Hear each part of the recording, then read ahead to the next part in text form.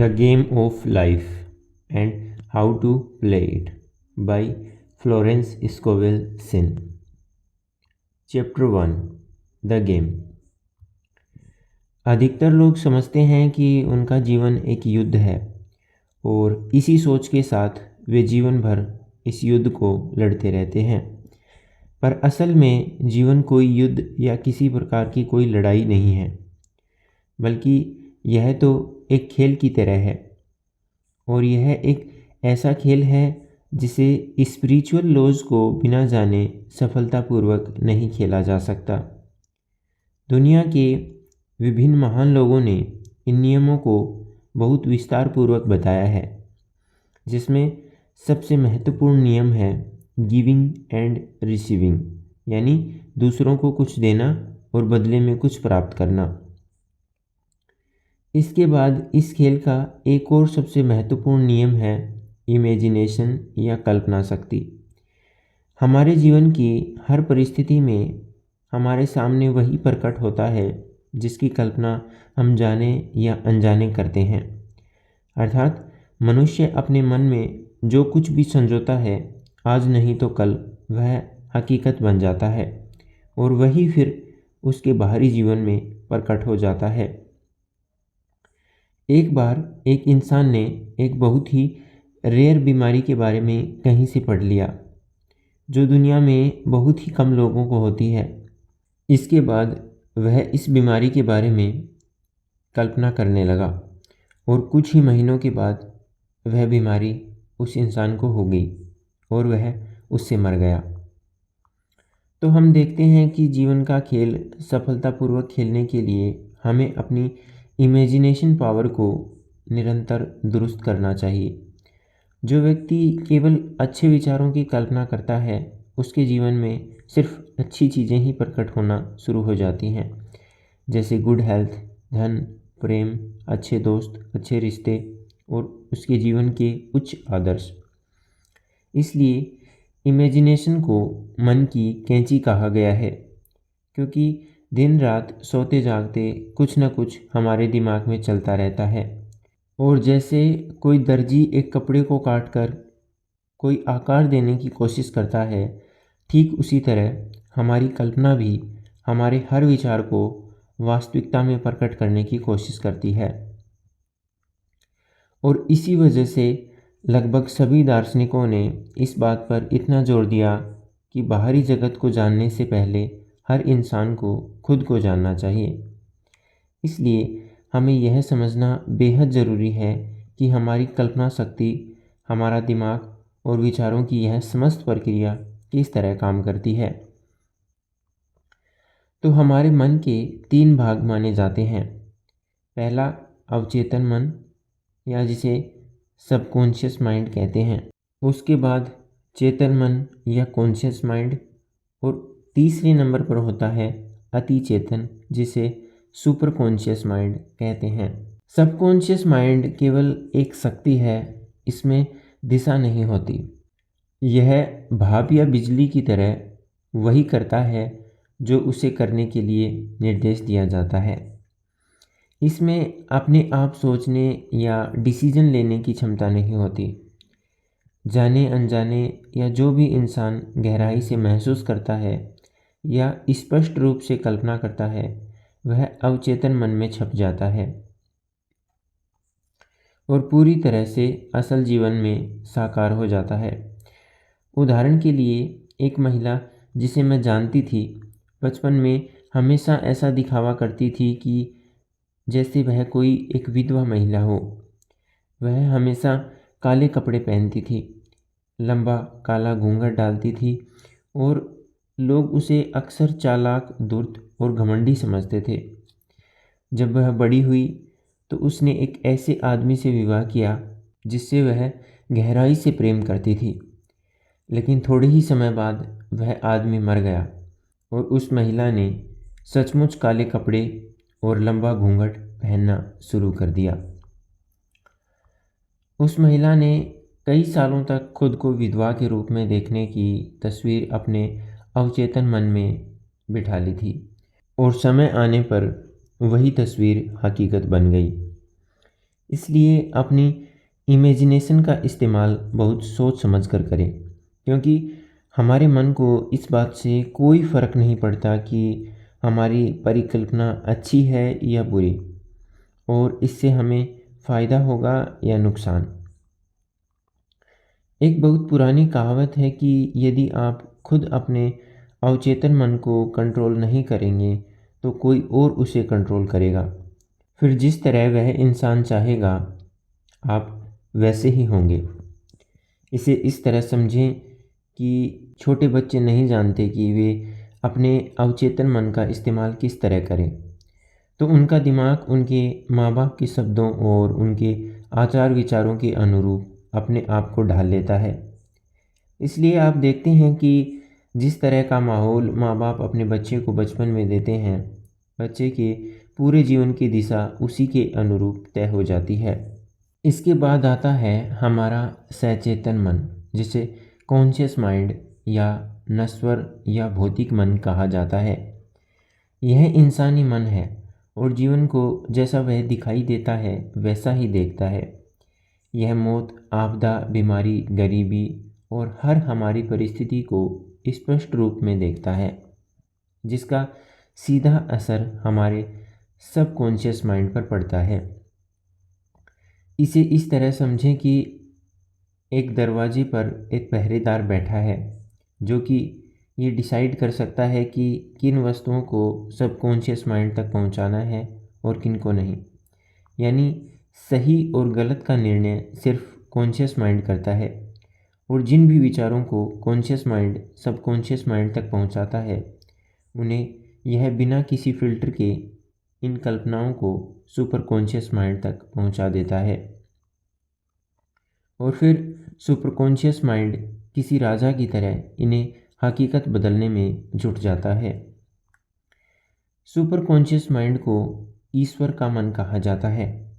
यह परिपूर्ण विचारों का क्षेत्र होता है जहाँ बिल्कुल किसी मशीन से बने किसी पदार्थ का आखिरी और सबसे महत्वपूर्ण चरण पूरा होता है, जिसे हम परफेक्ट पैटर्न कहते हैं, जिसका जिक्र प्लेटो ने द डिवाइन डिज़ाइन के रूप में अपनी किताब में किया है। और इसके लिए उन्होंने कहा था कि हर इंसान के लिए एक दिव्य योजना भगवान के पास होती है। और स्पष्ट शब्दों में कहें तो इस ब्रह्मांड में हर इंसान के लिए एक काम और उसकी एक जगह निश्चित होती है जो सिर्फ उसी इंसान के लिए होती है, और वह काम सिर्फ उसी इंसान को पूरा करना होता है। और उस इंसान के मर जाने के बाद उसकी वह जगह हमेशा हमेशा के लिए खाली रह जाती है, जिसकी पूर्ति कभी भी नहीं की जा सकती। असल में हमारा ये काम और हमारी जगह हमारे सुपर कॉन्शियस में स्पष्ट रूप से छपी होती हैं, और जब भी हमारे कदम हमारी डेस्टिनी से अलग पड़ते हैं तो हमें यह एहसास होने लगता है कि हम किसी गलत दिशा में आगे बढ़ रहे हैं, लेकिन हम इसे अक्सर इग्नोर करते हैं और उसी दिशा में आगे बढ़ते जाते हैं। और इसका परिणाम ये होता है कि ऐसे कामों के अंत में हमें सिर्फ पछताना पड़ता है। तो इंसान की असली मंजिल वही होती है जो उसकी डेस्टिनी ने पहले से उसके लिए तय कर रखा है, और अपनी डेस्टिनी के द्वारा तय किए गए काम को करके ही कोई भी इंसान महान बन सकता है, इसके बिना नहीं। बहुत से लोग अपनी असली मंजिल से अनजान रहते हैं। वे ऐसी चीज़ों और हालातों के पीछे भागते रहते हैं जो उनके लिए नहीं बने होते, और अगर वे उन्हें पा भी लें तो उन्हें कभी भी सच्ची खुशी और संतोष नहीं मिलता। वे उन चीज़ों और उन कामों के साथ हमेशा दुखी और निराश रहते हैं, जिसके परिणाम स्वरूप उन्हें अपने जीवन में बहुत सारी मुश्किलों से गुजरना पड़ता है। उदाहरण के लिए, किसी समय पर हम चाहते हैं कि कोई ख़ास इंसान हमारी ज़िंदगी में होना चाहिए। हम उसके साथ अपना पूरा जीवन बिताने की कल्पना करते हैं, लेकिन वह इंसान हमारे लिए नहीं बना होता, और इस बात का एहसास हमें तब होता है जब हम अपने जीवन में बहुत आगे बढ़ चुके होते हैं। यही प्रकृति का डिवाइन सिलेक्शन का नियम है। यानी हमें अपने जीवन में वह कभी नहीं मिलता जो हम चाहते हैं, बल्कि हमें वह मिलता है जो हमारे लिए सही होता है। यदि हम किसी चीज़ या किसी इंसान को पाना चाहते हैं और वो हमारे लिए उचित है, तो दुनिया की कोई भी ताकत उसे हमसे छीन नहीं सकती। लेकिन यदि वह हमारे लिए सही नहीं है, तो उसकी जगह हमें उससे भी बेहतर वस्तु या इंसान ज़रूर मिल जाएगा। इसे ही लॉ ऑफ सब्स्टिट्यूशन कहते हैं। यानी प्रकृति आपसे गलत चीज़ें छीन लेती है और आपको वो चीज़ें देती है जो आपके लिए सही होती हैं। और यह सब कुछ इस तरह होता है जिसमें किसी भी इंसान को न तो किसी तरह का कोई त्याग करना पड़ता है और न ही उसे किसी तरह की कोई हानि होती है। इसके बाद जीवन के खेल का एक और महत्वपूर्ण नियम है अच्छे और शुद्ध शब्दों का इस्तेमाल करना। यानी हमारे शब्द मुंह से निकलने से पहले हमारे मन से निकलते हैं। और जैसा कि हमने बात की कि हर विचार का हम पर बहुत गहरा प्रभाव पड़ता है, इसलिए गलती से भी न तो दूसरों के बारे में कुछ गलत बोलें, न ही खुद को कभी भला बुरा कहें, क्योंकि दूसरों को बोले गए गलत शब्द आप पर ही वापस लौट कर आते हैं और आपके द्वारा स्वयं को बोले गए बुरे शब्द आपको मानसिक रूप से बेहद कमज़ोर कर देते हैं, जहां धीरे धीरे आप पाते हैं कि आपका जीवन गहन दुख और निराशा से भर गया है। उदाहरण के लिए एक औरत ने मुझसे एक बार पूछा कि पिछले कुछ समय से उसका जीवन अभावों और बहुत दुख से भर गया है, बल्कि कुछ सालों पहले उसका जीवन बेहद खुशहाल था। उसे किसी तरह की कोई परेशानी नहीं थी। पहले उसके पास एक आलीशान घर था, चारों ओर सुंदर और महंगी महंगी चीज़ें होती थी और उसके पास काफ़ी धन दौलत थी। फिर बातचीत के दौरान मैंने पाया कि वह अक्सर अपने घर के मैनेजमेंट और इस ज़िंदगी से ऊब चुकी थी और वह बार बार खुद को कहती थी कि मैं इन सभी चीज़ों से छुटकारा पाना चाहती हूँ। काश मैं किसी गरीब आदमी की तरह किसी झोपड़ी में रह पाती। धीरे धीरे इस महिला से सब कुछ छिन गया और वह सच में एक झोपड़ी में रहने को मजबूर हो गई। असल में उसके अपने ही शब्दों ने उसे गरीब बना दिया। हमारा सबकॉन्शियस माइंड हमारे बाहरी जीवन की तरह हंसी मजाक या गंभीरता के भावों को नहीं समझता। यह हर चीज़ को बिना रेजिस्ट किए सीधे ग्रहण करता है और बिना इस बात को समझे अक्सर लोग हंसी मजाक में ही अपने खुद के लिए ही दुखद परिस्थितियां बना लेते हैं। लेकिन सौभाग्य से यह नियम दोनों तरह काम करता है। यानी जिस तरह बुरे शब्दों से बुरे परिणाम उत्पन्न होते हैं, जैसा हमने उस अमीर महिला के उदाहरण में देखा, ठीक इसका उल्टा भी होता है। यानी यदि कोई निर्धन व्यक्ति खुद से ऐसे शब्दों को कहे कि वह एक खुशहाल और एक समृद्ध जीवन जीना चाहता है, तो उसका सुपर कॉन्शियस माइंड इसे तुरंत हकीकत में बदलने में जुट जाता है।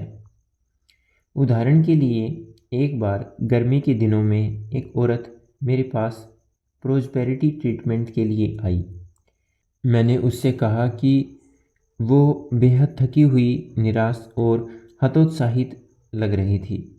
मैंने उससे उसकी निराशा और हताशा का कारण पूछा। उसने मुझे बताया कि उसके पास केवल $8 ही बचे हैं और उसे कुछ समझ नहीं आ रहा कि वह क्या करे।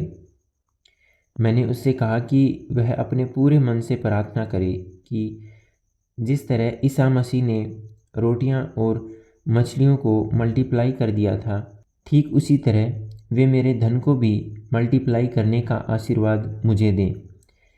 क्योंकि ईसा मसीह का ये सूत्र है कि इंसान के पास मौजूद हर खुशी और संपदा को कई गुना तक मल्टीप्लाई किया जा सकता है। उसके बाद उस औरत ने मुझसे पूछा कि इसके बाद उसे और क्या करना चाहिए। मैंने उससे कहा कि क्या उसके मन में कुछ और अंदर से उठ रहा है जिसे वह करना चाहती है। उसने कहा कि मुझे नहीं पता, लेकिन मैं मेरे घर वापस जाना चाहती हूँ। उस महिला के पास सिर्फ इतने ही रुपए थे कि वह सिर्फ अपने घर वापस जा सके।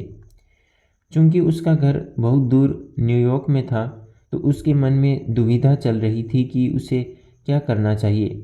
क्या उसे वहीं रुककर कुछ पैसे कमाने चाहिए या फिर उसे घर चले जाना चाहिए। उसने मुझसे पूछा कि उसे क्या करना चाहिए। मैंने उसे घर जाने की सलाह दी, क्योंकि उसके अंदर की यह आवाज़ थी, और मैंने उससे कहा कि वह इसे बिल्कुल भी नज़रअंदाज न करे। उसने अपने दिल की सुनी और वह घर चली गई। जब वह घर पहुंची तो उसका एक रिश्तेदार उससे मिलने आया। वह कुछ कारोबार शुरू करना चाहता था और अपने इस कारोबार में उसे एक भरोसेमंद साथी की तलाश थी। महिला ने उसे हाँ कर दी और कुछ ही महीनों में उन्होंने बहुत अच्छा प्रॉफिट कमाया, और उस महिला ने इस तरह अपने $8 को कई गुना बढ़ा लिया। यदि हम अपने आसपास ढूंढने की कोशिश करें तो हमें सैकड़ों ऐसे उदाहरण मिल जाएंगे जहां लोगों ने मैनिफेस्टेशन की ताकत का इस्तेमाल करके वो सब कुछ हासिल कर लिया जो वे पाना चाहते थे। किसी भी मनुष्य को अपार संपदा या उसकी मनचाही चीज़ देने के लिए इस प्रकृति के पास अपार भंडार मौजूद होता है। यदि हम पूरे विश्वास और इच्छा के साथ मांगें तो यकीनन हमें वह चीज़ मिल जाती है। हर चीज़ बस द्वार के उस पार मौजूद होती है। हमें ज़रूरत होती है तो सिर्फ तरीके से दरवाज़ा खटखटाने की। जीसस इसे कुछ इस तरह कहते हैं कि तुम परमात्मा के दरवाजे पर ही खड़े हो। तुम सिर्फ दरवाज़ा खटखटाओ और तुम्हारे लिए द्वार खोल दिए जाएंगे। इस ब्रह्मांड की असीम शक्ति हर इंसान की छोटी बड़ी सभी मनोकामनाओं को पूर्ण करने के लिए हमेशा तैयार रहती है। यदि इच्छा शक्ति मजबूत हो और पूर्ण विश्वास हो तो वह इच्छा बहुत ही कम समय में हकीकत बन जाती है, फिर चाहे वह मन में छिपी हो या शब्दों में व्यक्त कर दी गई हो। कई बार हमें बड़ी हैरानी होती है जब हमें हमारी कोई मनचाही चीज़ अचानक से मिल जाती है, लेकिन हकीकत यही है कि हम अनजाने ही उस विश्वास और इच्छा शक्ति को साध लेते हैं जो किसी भी कल्पना को हकीकत में बदलने के लिए ज़रूरी होता है। असल में मनुष्य और उसकी सबसे प्रबल इच्छाओं और आदर्शों के बीच केवल उसके शक और डर खड़े रहते हैं। जब इंसान बिना चिंता किए इच्छा करना सीख लेता है तो उसकी हर इच्छा तुरंत पूरी हो सकती है। आगे के अध्यायों में हम विस्तार से चर्चा करेंगे कि इसके पीछे का वैज्ञानिक कारण क्या है और क्यों किसी भी प्रकार के डर को मन से बिल्कुल ख़त्म कर देना ज़रूरी है। जीवन के खेल का एक और महानतम नियम यह भी है कि इंसान अपने हर डर को ख़त्म कर दे और खुलकर पूरी निडरता के साथ जीवन की तमाम खुशियों का आनंद ले और उन पुरस्कारों को प्राप्त करे जो प्रकृति उसे देना चाहती है। इसके लिए किसी भी मनुष्य को अपने सबकॉन्शियस माइंड में सिर्फ उन्हीं चीज़ों की कल्पना करनी चाहिए जिसकी झलक वह अपने जीवन में देखना चाहता है। हमारे बहुत सारे फियर्स की वजह से हम अक्सर दिन रात परेशान रहते हैं और उन चीज़ों की कल्पना करते हैं जिनका वास्तविकता से दूर दूर तक कोई लेना देना नहीं होता, जैसे तमाम तरह के अभावों का डर, असफलता का डर, बीमारी का डर, नुकसान का डर, किसी तरह की असुरक्षा का डर। इन फियर्स को जितनी जल्दी हो सके अपने जीवन से हमें निकाल देना चाहिए, क्योंकि इन्हीं फियर्स की वजह से बहुत से लोग अपनी ज़िंदगी को बेहतर बनाने के लिए कोई भी सटीक कदम कभी उठा ही नहीं पाते। एक बार मेरी मुलाकात एक बहुत ही सफल इंसान से हुई। हमारी बातचीत के दौरान उन्होंने मुझे बताया कि एक बोर्ड पर लिखे चंद शब्दों ने उनकी ज़िंदगी ही बदल दी और उसके बाद लगभग हर डर से वे मुक्त हो गए। वे शब्द कुछ इस प्रकार थे कि जिन चीज़ों की तुम चिंता कर रहे हो, जिन चीज़ों के बारे में तुम दिन रात परेशान रहते हो, वे शायद कभी भी हकीकत नहीं बनेंगी। उस व्यक्ति के मन में वे शब्द गहराई से उसके अवचेतन मन में छप गए और उसे पूरा विश्वास हो गया कि उसकी ज़िंदगी में जो कुछ भी घटित होगा वह अच्छा ही होगा। अवचेतन मन इंसान के लिए किसी वफादार सेवक की तरह काम करता है, लेकिन हमें उसे सही आदेश देना आना चाहिए। हमारे हर विचार, हर शब्द अवचेतन मन में दर्ज हो जाते हैं। यह कुछ वैसा ही है जैसे कोई गायक अपनी आवाज़ को रिकॉर्ड पर दर्ज करे। उसके हर सुर और हर ध्वनि की छाप उस रिकॉर्ड पर पड़ जाती है। अगर गायक खांसता भी है या वह रुकता भी है तो वह भी दर्ज हो जाता है। इसी तरह हमें चाहिए कि अवचेतन मन में दर्ज सभी पुराने नकारात्मक रिकॉर्ड, जैसे बुरी यादें, बुरे अनुभव, उनको हम तोड़ दें और उनकी जगह नए और सुंदर रिकॉर्ड बना लें। इसके लिए इन शब्दों को जोर से और पूरे विश्वास के साथ अपने मन में बोलें कि मैं अपने बोले हुए शब्दों से अपने अवचेतन मन में दर्ज सभी झूठे और गलत रिकॉर्ड को तोड़ना चाहता हूँ। वे सब व्यर्थ कल्पनाओं के ढेर में जहाँ से वे आए थे वहीं से मैं उन्हें वापस लौट देना चाहता हूँ। अब मैं अपने भीतर मौजूद दिव्य शक्ति से नए और पूर्ण रिकॉर्ड बनाना चाहता हूँ, जैसे स्वास्थ्य, धन, प्रेम और सबके साथ मधुर संबंध आदि। शब्दों में बहुत गहरी ताकत छिपी होती है, इसलिए जो व्यक्ति शब्दों की शक्ति को नहीं पहचानता वह इंसान समय से बहुत पीछे होता है। आगे के अध्यायों में हम विस्तार पूर्वक समझने की कोशिश करेंगे कि शब्दों में कितनी ताकत होती है और किस तरह कोई भी इंसान अपने शब्दों को बदलकर अपनी परिस्थितियों को भी बदल सकता है। किसी भी इंसान की जीवन शक्ति इसी बात से तय होती है कि उसके शब्द कितने प्रभावशाली और ताकतवर हैं। Chapter 2, the law of prosperity. लगभग सभी पवित्र धर्म ग्रंथों में एक बात पर सबसे ज़्यादा जोर दिया गया है, वो ये है कि भगवान पर भरोसा रखो, वे तुम्हारी हर तरह से रक्षा करेंगे और तुम्हें वो सब कुछ देंगे जो तुम्हें जीवन जीने के लिए ज़रूरी है। कोई भी इंसान जो खुद को धन संपत्ति से सराबोर करना चाहता है, उसे पूरे विश्वास के साथ भगवान से उन्हें मांगना होगा। ईसा मसीह का एक प्रसिद्ध कथन है कि यदि तुम्हारे शब्दों में पूर्ण विश्वास है और तुम्हारे विश्वास में पूर्ण आस्था है तो तुम्हारे मुंह से निकले शब्द कभी भी खाली नहीं जाएंगे और तुम्हें वह सब कुछ मिल जाएगा जो तुम पाना चाहते हो।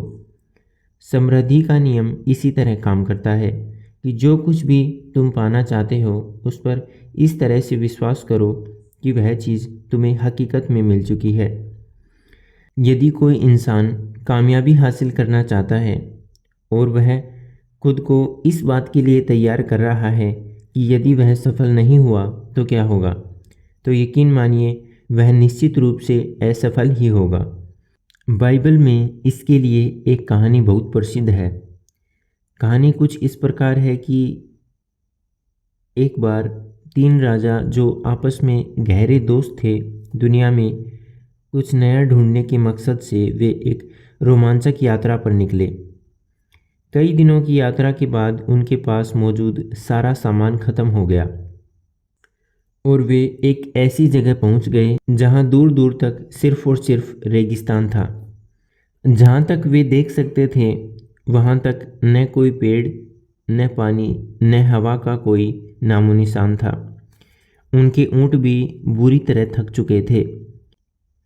वे जानते थे कि यहाँ कई वर्षों से बारिश नहीं हुई है। बावजूद इसके उन तीनों ने मिलकर एक जगह बैठकर ज़मीन में खड्डा खोदना शुरू कर दिया और कुछ ही देर में उस खड्डे में से पानी निकलने लगा। उन्होंने इस बात पर बिल्कुल भी आश्चर्य नहीं किया, क्योंकि वे जानते थे कि भगवान हर समय उनकी मदद के लिए तैयार रहते हैं। और इसके बाद जैसे ही वे आगे बढ़े, रेगिस्तान के ढलान में उन्हें एक सुंदर गांव दिखाई दिया, जहां इस रेगिस्तान से विपरीत वो सब कुछ था जिसकी तलाश में वे थे। कुछ दिन उन्होंने उस गांव में विश्राम किया और फिर वे आगे बढ़ गए। तो कहने का अर्थ यही है कि यदि किसी चीज़ को पाने की इच्छा आप करते हैं तो आपको उस पर पूरा विश्वास रखना होगा, और ये विश्वास उस समय भी बना रहना चाहिए जब उस चीज़ को पाने की दूर दूर तक कोई भी उम्मीद न नज़र आए। एक बार एक महिला थी जो एक घर खरीदना चाहती थी। उसने न्यूयॉर्क के लगभग सभी प्रॉपर्टी डीलर से मुलाकात की, लेकिन उसके हर संभव प्रयास के बावजूद भी उसे घर नहीं मिल सका, क्योंकि उस समय हाउस अपार्टमेंट्स की बहुत शॉर्टेज थी। उस महिला के दोस्तों ने उसे सलाह दी कि वह अपना सारा सामान लेकर किसी होटल में शिफ्ट हो जाए, लेकिन वह महिला किसी होटल में नहीं बल्कि अपने खुद के घर में रहना चाहती थी। उसे पूरा विश्वास था कि भगवान से जो कोई कुछ भी मांगता है, उनके पास उसकी एक अनंत सप्लाई मौजूद रहती है। और इसी विश्वास के साथ उस महिला ने अपने नए घर के लिए नए पर्दे और कंबल खरीदना शुरू कर दिया। उसके दोस्तों को लगा कि वह पागल हो गई है, लेकिन कुछ ही दिन बाद उसे न्यूयॉर्क की सबसे अच्छी जगह में एक शानदार घर मिल गया, बावजूद इसके कि उससे पहले उसी घर के लिए 200 से ज़्यादा एप्लीकेंट्स लाइन में थे। तो इस गेम में फेथ का होना बहुत ज़रूरी है, और किसी भी सामान्य इंसान के लिए उस समय विश्वास बनाए रखना बहुत मुश्किल हो जाता है जब सारी चीज़ें उसकी उम्मीदों के विपरीत जाती हुई नज़र आती हैं। किसी दूसरी ग्रह से आए एलियंस की तरह हमारे सबकॉन्शियस दिमाग से अक्सर डाउट्स और डर बाहर आते रहते हैं, जो हमें जीवन में कुछ भी प्राप्त करने से रोकते हैं। तो सबसे पहले इनको दूर करना बेहद ज़रूरी है, क्योंकि डर और संदेह के साए में यदि किसी इंसान को कामयाबी या दौलत मिल भी जाए तो वह उसका कभी भी पूरा आनंद नहीं उठा पाता। उसे हमेशा यही डर लगा रहता है कि कभी उसकी कामयाबी उससे छिन न जाए। जिस तरह हर उजियाली सुबह के पहले रात के घोर अंधेरे से गुजरना पड़ता है, ठीक उसी तरह जीवन में समृद्धि प्राप्त करने के लिए हमारे मन के अंधेरे को मिटाना बेहद ज़रूरी है। यदि कोई इंसान सोने चांदी हीरे जवाहरात की खोज में निकलता है तो उन्हें पाने की सबसे पहली शर्त यही है कि उसे अपने हाथ के कंकड़ पत्थरों को दूर फेंकना पड़ता है। इसलिए अब समय आ चुका है कि आप अपने हर डर और हर संदेह को दूर कर दें। पुराने समय में इज़राइल के छोटे बच्चों से कहा जाता था कि जहाँ तक तुम्हारी नज़र जाती है और जितनी ज़मीन तुम ले सकते हो, जाओ और उसे ले लो। लेकिन साथ ही उन्हें डराया भी जाता कि यदि तुम्हें कोई झाड़ी नज़र आए तो उस जगह सावधान हो जाना, क्योंकि उसके पीछे एक बड़ा शैतान मौजूद हो सकता है। असल में उन झाड़ियों के पीछे ऐसा कुछ भी मौजूद नहीं होता था, लेकिन जब वो बच्चे आगे बढ़ते और जैसे ही वे किसी झाड़ी को देखते, वे डरकर वहीं रुक जाते, और जो ज़मीन वो ले सकते थे उससे बहुत कम ज़मीन उनको मिल पाती। इंसान का दिमाग भी उस ज़मीन के टुकड़े की तरह काम करता है। जहाँ तक हमारी कल्पना शक्ति जा सकती है, हम वो सब कुछ मैनिफेस्टेशन की मदद से हासिल कर सकते हैं। लेकिन जीवन में कुछ भी बड़ा प्राप्त करने से पहले छोटे बड़े फेलियर्स और तमाम बाधाएं जैसे ही हमारे सामने आती हैं, उन बच्चों की तरह ज़्यादातर लोग वहीं रुक जाते हैं, और फिर कभी भी वे लोग उन चीज़ों तक पहुंच ही नहीं पाते जो उनको मिल सकती थी। उन झाड़ियों की ही तरह हमारे मन में भी कई तरह के झूठे शैतान मौजूद होते हैं, जिन्हें सिर्फ इसलिए बनाया गया है ताकि हम कभी भी अपने पूरे पोटेंशियल तक पहुंच ही न पाएं। लेकिन जो इंसान इस नियम को जानता है कि हर शैतान सिर्फ उसके मन में मौजूद होता है, तो फिर चाहे उसके रास्ते में ऐसी 100 झाड़ियाँ भी क्यों न आ जाएं, वह उन्हें आसानी से नज़रअंदाज करके आगे बढ़ जाएगा और मैनिफेस्टेशन की मदद से उन सब चीज़ों को हासिल कर लेगा जिन्हें वो पाना चाहता है। अपनी नज़र को बदलो और अपनी निगाहें हमेशा मंजिल पर रखो, और जब तक तुम उस मंजिल पर न पहुंच जाओ तब तक उन चीज़ों को पूरे विश्वास के साथ इस तरह मैनिफेस्ट करो कि वो वास्तव में तुम्हें मिल चुकी हैं। फिर चाहे वो मनचाहा प्यार हो, कामयाबी हासिल करना हो या फिर कुछ और हो। मैनिफेस्टेशन की ताकत हम सब पर समान तरीके से काम करती है, क्योंकि इस प्रकृति ने हम सब की आत्माओं को एक ही धागे से बांधा हुआ है। इसलिए जब पूरे विश्वास के साथ कोई चीज़ मांगी जाती है तो तमाम उपलब्ध स्रोतों की मदद से वह वस्तु करीब आना शुरू हो जाती है, क्योंकि हर इंसान का इस धरती पर आने का परम उद्देश्य एक ही है, और वह है एक दूसरे की मदद करना। जीसस ने इसे बहुत खूबसूरत लाइंस में कहा है कि यदि तुम्हें कभी मदद की ज़रूरत हो या जब तुम दुविधा में पड़ जाओ तो बेझिझक अपने भाई बहनों से मदद मांगना। जीवन को बहुत गहराई से देखने वाले विभिन्न दार्शनिकों ने इस बात को माना है कि यदि कोई इंसान कामयाब होना चाहता है और उसे सहारा देने के लिए कोई एक इंसान यदि उसके पीछे खड़ा होता है जिस पर वह पूरा विश्वास कर सके, तो दुनिया की कोई भी ताकत उस इंसान को कामयाब होने से नहीं रोक सकती। फिर वो इंसान कोई भी हो सकता है, जैसे उसकी प्रेमिका, वाइफ, माँ बाप, भाई बहन या दोस्त। Chapter 3, the power of words. शब्दों में इतनी ताकत होती है कि उनसे ही कोई इंसान दोषी ठहराया जाता है और उनसे ही उसे निर्दोष करार दिया जाता है। जो इंसान भी शब्दों की ताकत को पहचानता है वह हर एक शब्द सोच समझ कर बोलता है। दरअसल हमारे द्वारा बोला गया प्रत्येक शब्द हमारे जीवन की हर परिस्थिति को आकार देता है। हम जो कुछ भी बोलते हैं वह किसी बीज की तरह हमारे सबकॉन्शियस माइंड में एक गहरी छाप छोड़ देता है, और जिस तरीके के शब्द हम बोलते हैं या सुनते हैं उसी के अकॉर्डिंग हमें अपनी ज़िंदगी में परिणाम देखने को मिलते हैं। इसलिए कभी भी मजाक में न तो खुद को ही न ही किसी और को कुछ गलत कहने की कोशिश करें। अपने मुंह से निकाले गए हर शब्द के प्रति सजग रूप से सावधान रहें। यदि आप किसी इंसान को शारीरिक रूप से चोट पहुंचा दें तो कुछ समय बाद हो सकता है कि वह आपको माफ़ कर दें, लेकिन यदि वही चोट आपने अपने शब्दों से उसे पहुंचाई है तो वह इंसान आपको कभी माफ़ नहीं कर पाएगा, और जब भी कहीं आपका जिक्र होगा उसे आपके द्वारा बोले गए शब्द ही सबसे पहले याद आएंगे। आमतौर पर इसे इस तरह भी कहा जाता है कि भर जाता है वह घाव जो लगता है गोली से, पर कभी नहीं भरता वह घाव जो लगता है बोली से। शब्दों में इतनी ताकत होती है कि वह किसी इंसान को पूरी तरह तोड़ सकते हैं और उसे पूरी तरह हताश कर सकते हैं, और वही शब्द किसी इंसान की ज़िंदगी भी बदल सकते हैं और उसे एक नया जीवन दे सकते हैं। मुंह से निकाले गए शब्दों से ही हारा हुआ इंसान जीत सकता है और शब्दों से ही जीता हुआ इंसान भी हार सकता है। हमारे दिमाग में सबसे पहले एक विचार का जन्म होता है और फिर वही विचार हमारे शब्द के रूप में परिवर्तित हो जाते हैं। उसके बाद शब्द ही किसी भी विचार को ताकत प्रदान करते हैं।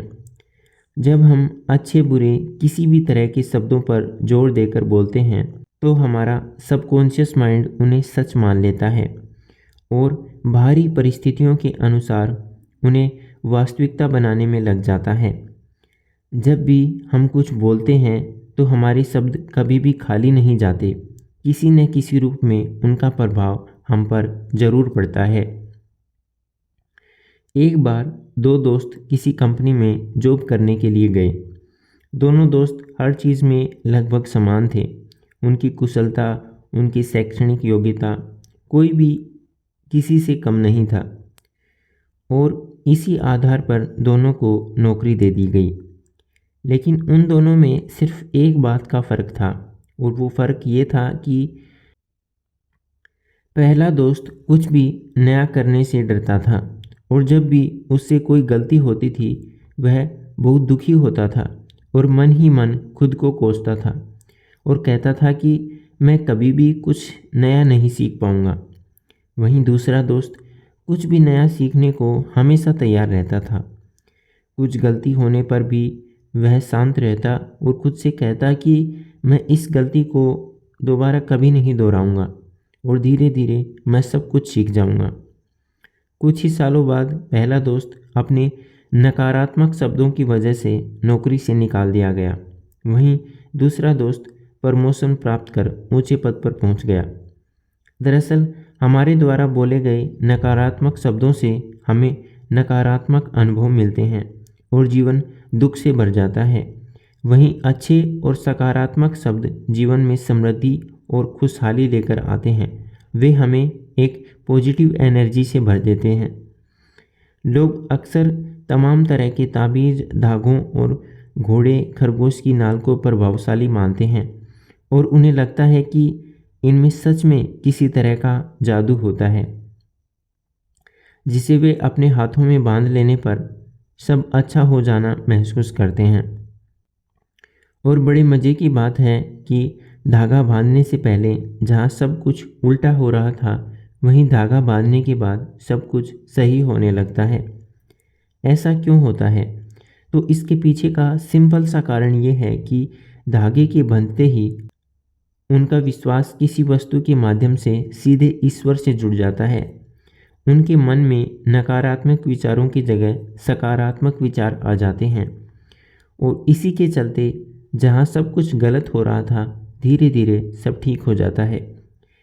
अब यहाँ शक्ति उस धागे या ताबीज़ में नहीं थी, बल्कि सारी समस्या की जड़ उनके शब्द और उनका मन था। तो हमारे जीवन में खुशहाली लाने के लिए या अपना भाग्य बदलने के लिए हमें किसी तरह के धागे या ताबीज़ की नहीं, बल्कि अपने मन और अपने शब्दों को ठीक करके उन्हें उस डिवाइन पावर से जोड़ने की ज़रूरत है। इसलिए हमें फिर से इस बात को अच्छे से समझ लेना चाहिए कि किसी भी इंसान को चाहिए कि वह सोच समझकर अपने शब्दों का चुनाव करे, क्योंकि उसके शब्द ही ये तय करेंगे कि उसका भविष्य किस तरह का होगा।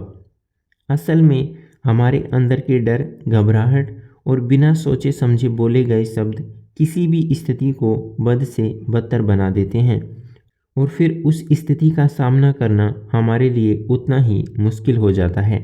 इसे इस तरह समझें कि जैसे जब दो लोग आपस में झगड़ा कर रहे होते हैं तो उनमें से एक भी यदि शांत होकर आराम से समस्या को सुलझाने की कोशिश करता है तो दूसरा इंसान अपने आप ही शांत हो जाता है और सरलता से समस्या का समाधान हो जाता है। एक पुरानी कहावत है कि कोई भी इंसान अपने शब्दों का इस्तेमाल 3 वजहों से करता है। पहला, अपने मन को हल्का करने के लिए, दूसरा, किसी को आशीर्वाद देने के लिए, तीसरा, खुद की या दूसरों की प्रगति के लिए। असल में इंसान जो दूसरों से कहता है वह वो खुद के लिए कह रहा होता है और जो कामना वह दूसरों के लिए करता है वह दूसरों के लिए नहीं बल्कि उसके खुद के लिए होती है। और जितनी ये बात सच है उतना ही सच ये भी है कि कोई इंसान जैसे शब्द दूसरों के लिए बोलता है वैसे ही शब्द उसके लिए भी बोले जाते हैं और जैसी कामना वह दूसरों के लिए करता है वैसी ही कामना उसके लिए भी की जाती है।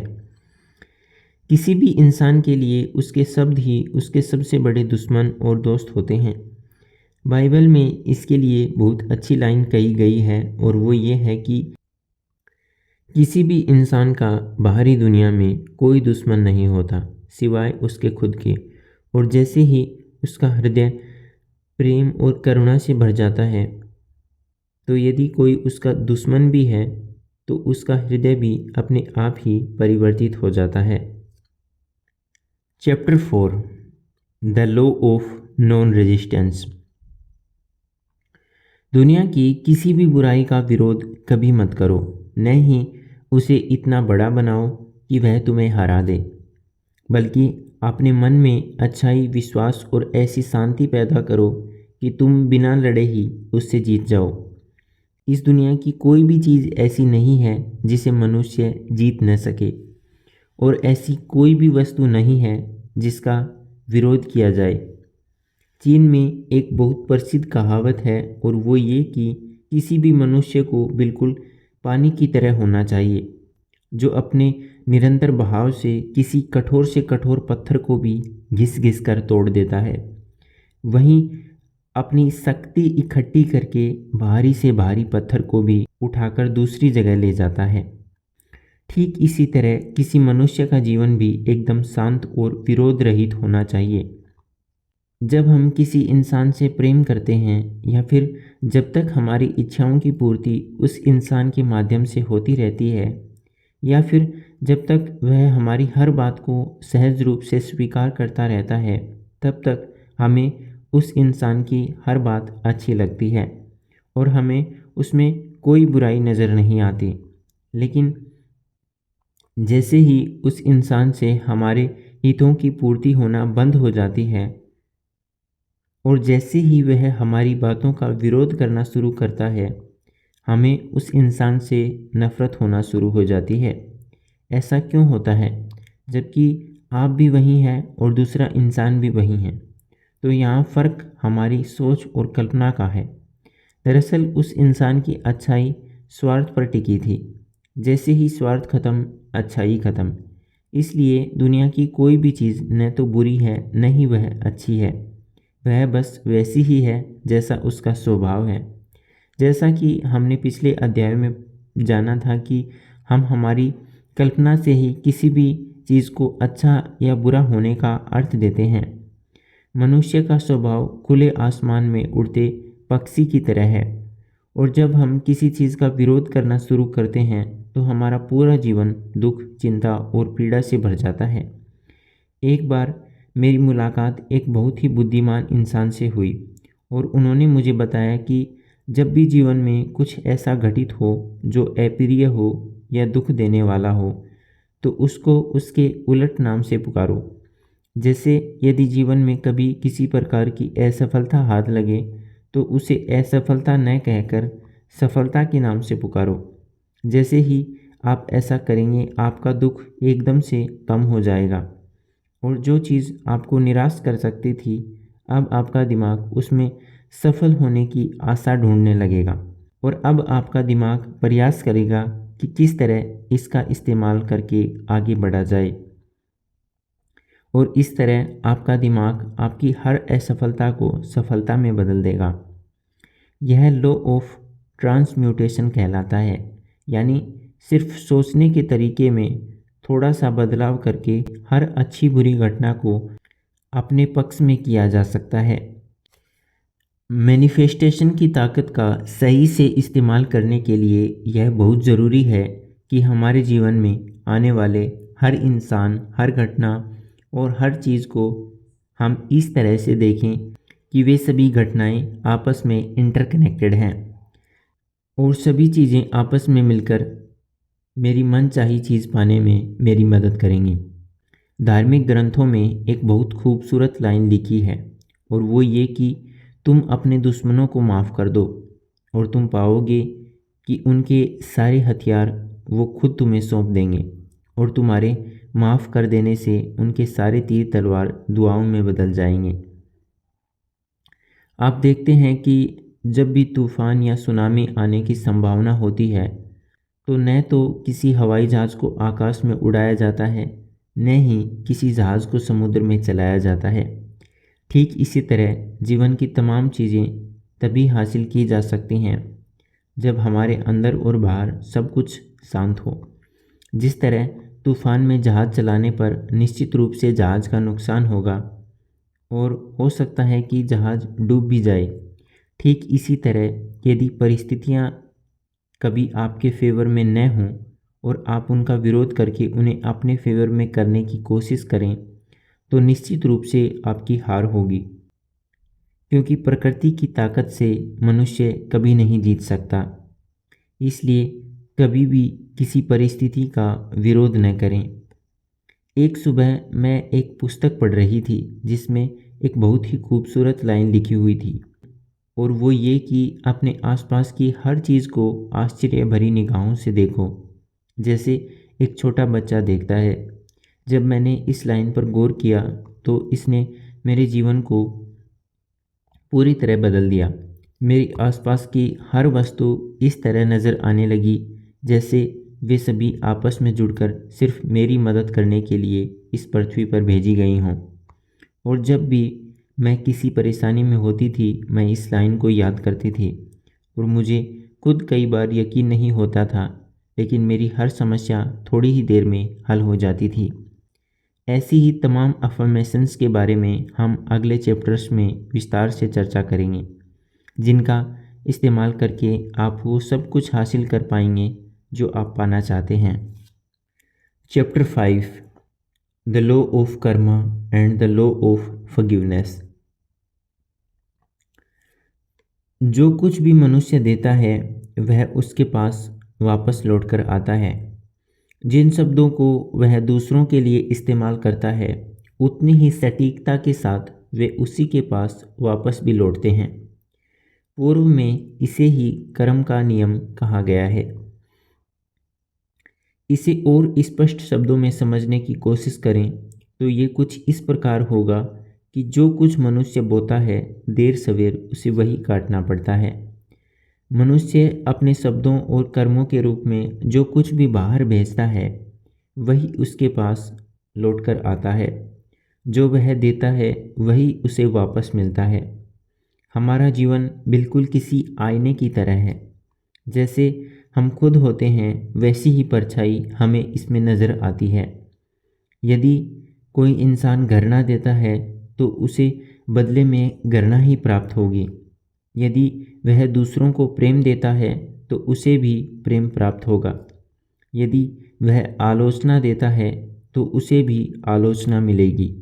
यदि वह झूठ बोलता है तो उससे भी झूठ बोला जाएगा, और यदि वह धोखा देता है तो वह खुद भी धोखा खाएगा।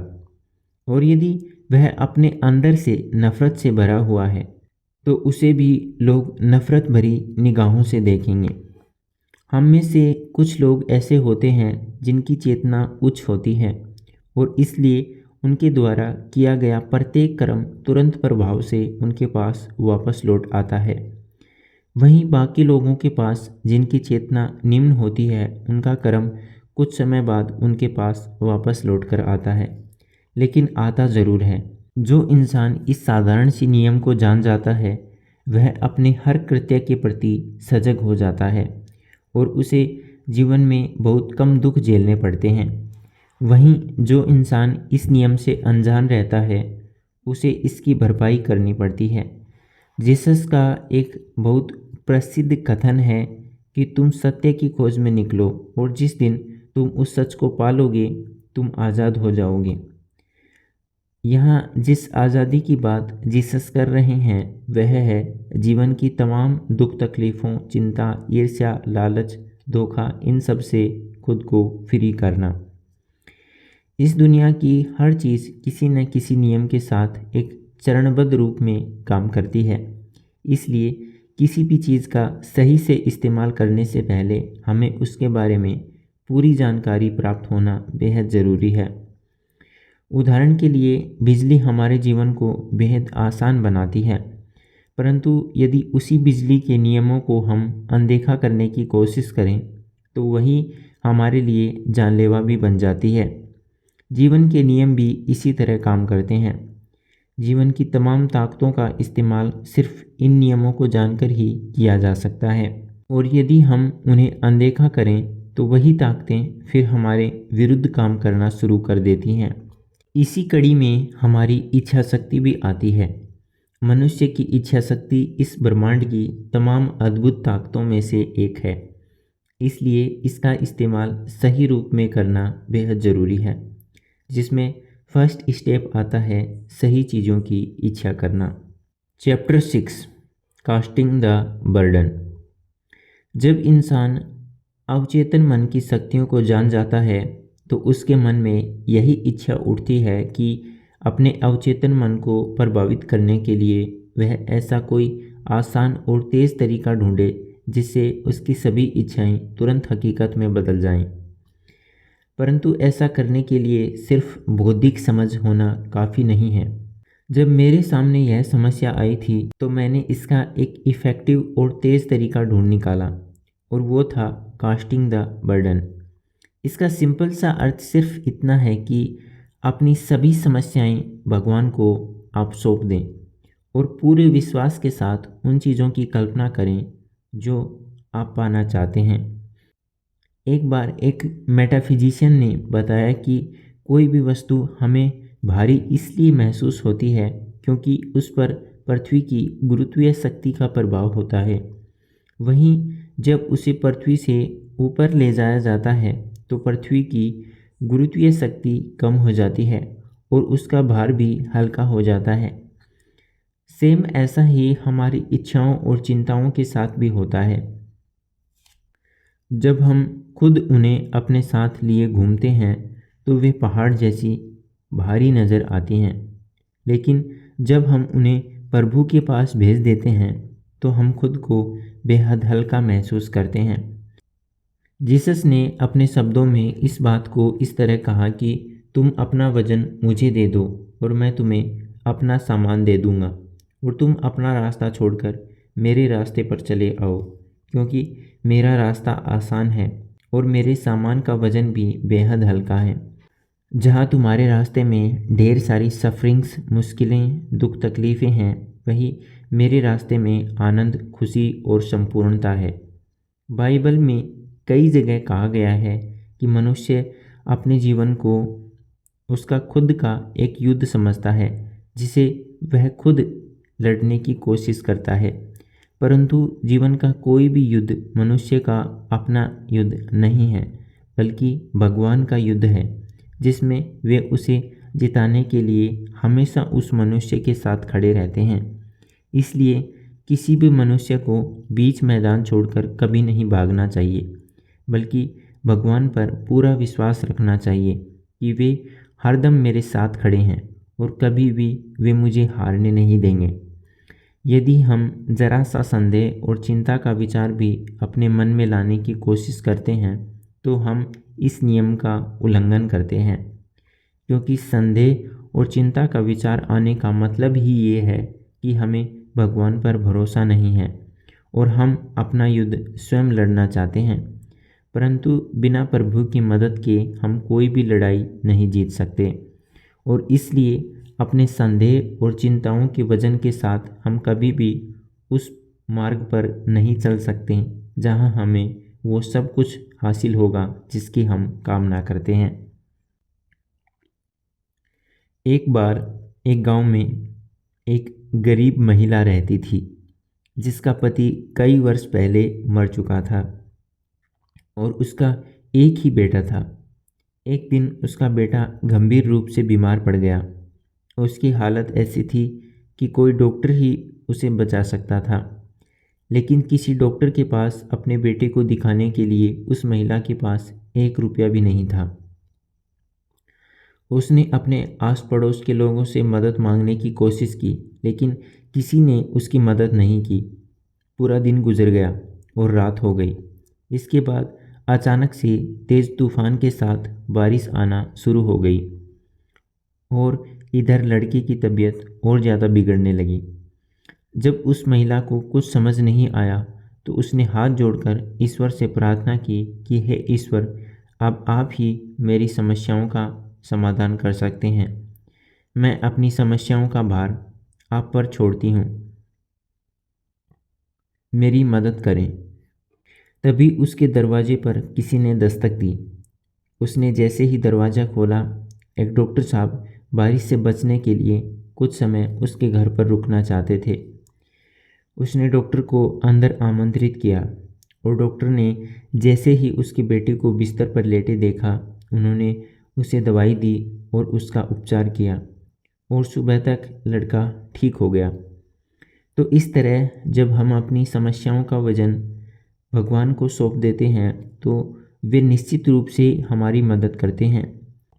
इसीलिए जब आपका जीवन मुश्किलों से घिर जाए और जब आपको कुछ भी समझ न आए कि ऐसी स्थिति में क्या करना चाहिए, तब एक जगह शांत होकर पूरे विश्वास के साथ बार बार इस प्रार्थना को दोहराएं कि हे प्रभु, मैं अपनी सभी समस्याओं का भार आपको सौंपता हूँ। इस भार को स्वीकार करें और मुझे इस बोझ से मुक्त करें। जैसे ही आप ऐसा करेंगे तो तुरंत आपको ये महसूस होगा कि आप पहले से बहुत हल्का महसूस कर रहे हैं। और मैनिफेस्टेशन का नियम कहता है कि थोड़े ही समय में आप पाएंगे कि भगवान ने सच में आपकी समस्या को अपने कंधों पर लेकर आपको मुक्त कर दिया है। यहाँ आपको यह भी समझना ज़रूरी है कि हर सुनहरी सुबह के पीछे एक घोर अंधेरी रात होती है। ठीक इसी तरह हर बड़ी सफलता मिलने से पहले हमें ढेर सारी असफलताओं और निराशाओं से गुजरना पड़ता है। और कुछ भी बड़ा हासिल करने से पहले ऐसा लगता है कि सब कुछ गड़बड़ हो रहा है। लेकिन यदि हम उस समय अपना विश्वास बनाए रखें और अपना सारा वजन प्रभु को समर्पित कर दें, तो फिर चाहे हमारा रास्ता कितना ही कठिन क्यों न हो, हमें हमारी मंजिल तक पहुंचने से कोई नहीं रोक सकता। जिस समय कोलंबस ने अमेरिका की खोज की थी तो उससे पहले वह समुद्र में भटक गया था।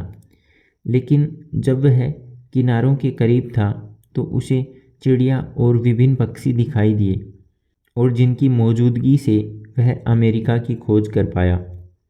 ठीक इसी तरह जब आपकी इच्छाएं हकीकत में बदलने वाली होती हैं, उससे पहले आपको उनके सच होने के संकेत मिलने शुरू हो जाते हैं।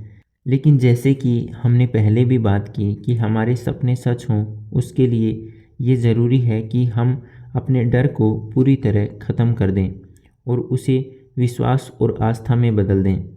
जीसस ने इसे इस तरह कहा है कि जो इंसान विश्वास और आस्था से भरा हुआ होता है उसे हर चीज़ मिल जाती है और इसके लिए उसे किसी भी चीज़ की चिंता करने की कोई ज़रूरत नहीं पड़ती।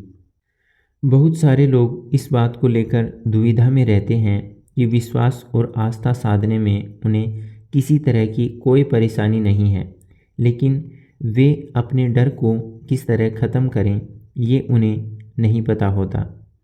तो इसका सीधा सा जवाब यही है कि जिस चीज़ का उन्हें डर लगता है उन्हें भगवान में आस्था रखकर उसका पूरी निडरता से सामना करने की कोशिश करनी चाहिए।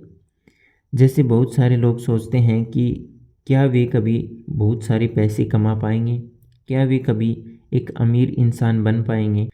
तो इस डर को दूर करने का सिर्फ एक ही तरीका है और वो ये कि अपने विचारों में खोए रहने की बजाय अपने घर से बाहर निकलकर उन तमाम संभावनाओं की तलाश की जाए जो आपको एक अमीर इंसान बना सकती हैं। Chapter 7 the law of love. प्रेम इस दुनिया की सबसे करिश्माई चीज़ों में से एक है। किसी भी नए जीवन की शुरुआत प्रेम से ही होती है। प्रेम ही वह सीढ़ी है जिसके द्वारा मनुष्य अपना संबंध सीधे परमात्मा से स्थापित कर पाता है। सच्चा प्रेम हमेशा अनकंडीशनल और स्वार्थ रहित होता है। सच्चा प्रेम सब कुछ देकर भी कुछ भी वापस पाने की उम्मीद नहीं करता।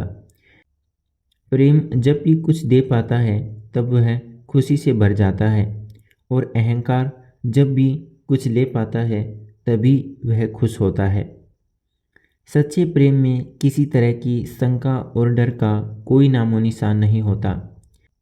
मैनिफेस्टेशन के नियमों में यदि कोई सबसे ताकतवर चुंबकीय फोर्स है तो वो प्रेम ही है। यह मनुष्य का स्वभाव है कि जिन चीज़ों से वह प्रेम करता है वह उन्हें हमेशा अपने पास रखना चाहता है और इसी से डर और संदेह का जन्म होता है जो कि प्रेम के सबसे बड़े दुश्मन होते हैं। प्रेम कभी भी किसी भी इंसान या वस्तु को बांधता नहीं है। प्रेम में सिर्फ मुक्ति होती है और जिस प्रेम में बंदिशें हों, डर हो, तानाशाही हो, वह प्रेम फिर प्रेम नहीं होता है। इसलिए यदि आप किसी इंसान से प्रेम करें और वह आपसे दूर होना चाहे तो उसे खुशी खुशी जाने दें और जीवन में आगे बढ़ने दें। उसे रोकने की बिल्कुल भी कोशिश न करें, क्योंकि इसी से यह बात जाहिर होती है कि आप उस इंसान से कितना प्रेम करते हैं।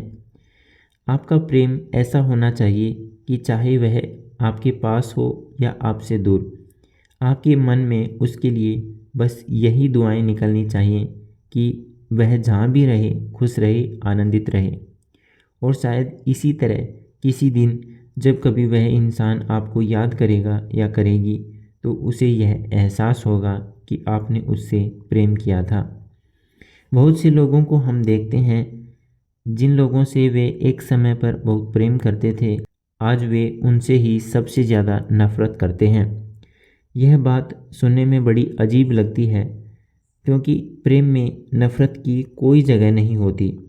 लेकिन जहाँ प्रेम बस दिखावे और ज़रूरतों पर आधारित होता है, वहाँ इस झूठ का अंत सिर्फ नफरत से ही हो सकता है। जैसा कि हमने पिछले अध्याय में चर्चा की थी कि जो हम देते हैं वही हमारे पास लौटकर आता है, वही सेम सिद्धांत प्रेम पर भी लागू होता है। यदि आप प्रेम देंगे तो आपको भी प्रेम मिलेगा। ऐसा हो सकता है कि जिस इंसान से आप उम्मीद करते हैं आपको उससे प्रेम न मिले, लेकिन किसी न किसी रूप में, सब्स्टिट्यूशन के रूप में आपके पास आपका प्रेम ज़रूर लौट कर आएगा। एक बहुत पुरानी कहावत है कि इस दुनिया में न तो कोई किसी का दुश्मन है, न ही कोई किसी का दोस्त, बल्कि हमारे जीवन में आने वाला हर इंसान किसी शिक्षक की तरह हमें कुछ न कुछ सिखाकर चला जाता है। प्रेम ही जीवन का आधार है। बिना प्रेम के जीवन चल नहीं सकता। और आप देखते हैं कि यदि आप अपने काम से प्रेम नहीं करते तो आप कभी भी उस क्षेत्र में कामयाबी हासिल नहीं कर सकते। जीवन के हर क्षेत्र में यह नियम लागू होता है। लियोनार्डो दा विंची, वान गोग जैसे चित्रकारों ने चित्रकारी में अपना प्रेम ढूंढकर अपनी कृतियों को सदियों सदियों के लिए अमर कर दिया। प्रेम का यह नियम हर इंसान को याद रखना चाहिए कि जिन चीज़ों से हम कभी प्रेम करते हैं और यदि हम उन पर ध्यान देना बंद कर देते हैं तो धीरे धीरे वे चीज़ें हमारी ज़िंदगी से गायब होना शुरू हो जाती हैं। यह प्रेम के नियम का उल्लंघन है और जीवन के ज़्यादातर दुख इससे जुड़े हुए होते हैं। यदि आप किसी इंसान या किसी वस्तु के साथ गहरे प्रेम में हों तो कभी भी अपने मन में उसकी सुरक्षा के लिए कोई भी डर अपने मन में न आने दें। इस दुनिया में सच्चा प्रेमी वही है जो पूरे विश्वास के साथ अपने प्रेम को ईश्वर के हाथों में सौंप दे और यह स्वीकार कर ले कि वे जो भी करेंगे वह उसके लिए हितकारी होगा। Chapter 8, the law of money. जो लोग पैसों को हर समस्या की जड़ मानते हैं और कहते हैं कि पैसा उनके लिए कोई मायने नहीं रखता, और जो पैसे को तिरस्कार भरी निगाहों से देखते हैं, वे लोग धन को कभी भी अपनी ओर आकर्षित नहीं कर पाते। हर मनुष्य को चाहिए कि वह पैसे से प्रेम करे और अधिक से अधिक समृद्धि हासिल करने की कोशिश करे, क्योंकि इस दुनिया में सबसे बड़ा पाप है गरीबी में मर जाना। लेकिन इसका अर्थ यह बिल्कुल नहीं है कि वह गलत ढंग से धन इकट्ठा करने में जुट जाए या फिर उन तरीकों से धन हासिल करने की कोशिश करे जिससे दूसरे लोगों का जीवन खतरे में पड़ जाए। बल्कि किसी भी मनुष्य के पास इतना धन होना चाहिए कि वह अपना जीवन बिना किसी कष्ट के जी सके और बाकी लोगों की भी ज़रूरत पड़ने पर मदद कर सके।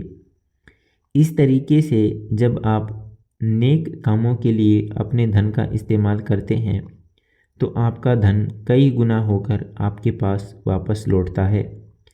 पैसा अपने आप में बुरा नहीं है, लेकिन इसका गलत तरीके से इस्तेमाल करना और जीवन के तमाम चीज़ों से बढ़कर जब पैसे को अहमियत दी जाती है तो वह धन फिर किसी राक्षस की तरह खतरनाक बन जाता है, जिससे जीवन में तमाम तरह की दुख तकलीफ़ें और पीड़ाएं आ जाती हैं। और बहुत बार ऐसा होता है कि उन सब समस्याओं का अंत उस पैसे को खोकर होता है। मैं ऐसी ही एक महिला को जानती थी जो बेहद गरीब थी, लेकिन एक दिन उसकी $5000 की लॉटरी लग गई। बावजूद इसके उसका पति कई कई दिनों तक भूखा रहता था और वह उस पैसे को खर्च नहीं करना चाहती थी। उसने जीवन की सभी चीज़ों को साइड में रखकर पैसे को अहमियत दी और लगातार धन इकट्ठा करती रही। फिर एक दिन रात में कुछ लुटेरों ने उसका खून करके उसके सारे पैसे लूट लिए। इसलिए धन का सबसे बड़ा नियम यही है कि आपके पास चाहे जितने भी पैसे हों, उसका एक छोटा सा हिस्सा आप किसी ऐसे काम में लगाएं जिससे किसी का भला हो सके, और आप पाएंगे कि जितना आप देंगे उसका कई गुना होकर आपको वापस मिलेगा। पैसे का ये नियम हमेशा याद रखें कि यदि आप मन दुखी करके और अपनी इच्छाओं को दबाकर यदि आप उसे जितना बचाने की कोशिश करेंगे वह उतना ही कम होगा। इसके विपरीत जितना आप खुले दिल से उसे बांटने की कोशिश करेंगे वह उतना ही बढ़ता जाएगा। कई लोग जब मुझसे मिलते हैं तो वे मुझसे पूछते हैं कि जब सब कुछ कर्मों से ही तय होता है तो कोई इंसान अमीर या गरीब क्यों पैदा होता है। तो इसके पीछे की वजह हमारे पिछले जन्म होते हैं। किसी भी जन्म में हमारा शरीर नष्ट होता है, न कि हमारी चेतना।